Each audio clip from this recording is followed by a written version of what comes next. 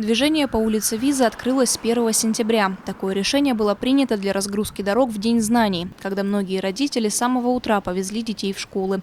Тем не менее, ремонт еще не закончен. Бригадам Стандартстроя предстоит привести в порядок обочины, съезды и водоотводные канавы. Закончить весь объем работ, согласно контракту, им нужно до 15 сентября.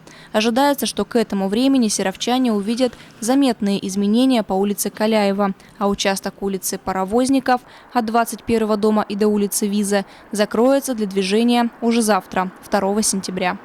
Но Каляева у нас работа продолжается, значит, бордюры мы сейчас доустанавливаем и переходим сразу на тротуары. Мы делаем, заметили, в последнее время комплексно и дорогу, и тротуар, для того, чтобы больше к ней возвращаться, и какой-то некий эстетический и приятный был вид. И 2 сентября мы выходим на улицу Паровозников. По финансированию объем понятен. Еще раз говорю, будут понятны, конечно, погодные условия. Если мы увидим о том, что технологии могут быть нарушены, мы сразу работу будем приостанавливать для того, чтобы не возвращаться. Я тоже жителей хотел обратить внимание на то, что подход сейчас более у нас строгий. Мы видим улицы, которые и Зеленая, и Орджоникидзе, которые 2 года назад сделали. Мы видим, что у нас нет никаких образований ям и все остальное. То есть это говорит о том, что подрядчик и качественные материалы применяет, и самое главное, заказчик требует от него те технологии, которые необходимы современно сейчас.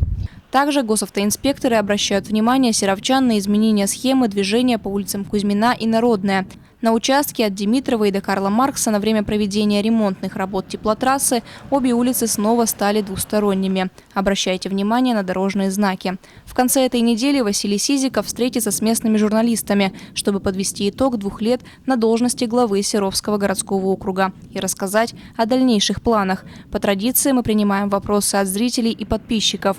Пишите на почту tv700@mail.ru или на страничке нашего партнера паблика «Говори Серов» во ВКонтакте.